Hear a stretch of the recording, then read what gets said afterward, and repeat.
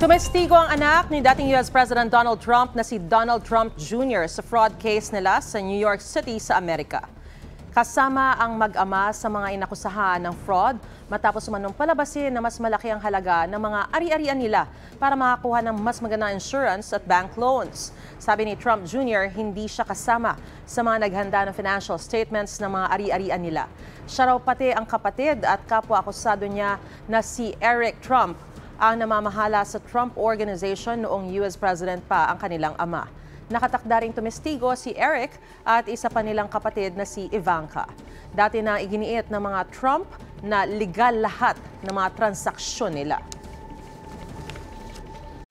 Mga kapuso, para una ka sa mga balita, mag-subscribe sa GMA Integrated News sa YouTube. Sa mga kapuso abroad, subaybayan niyo po kami sa GMA Pinoy TV at sa www.gmanews.tv.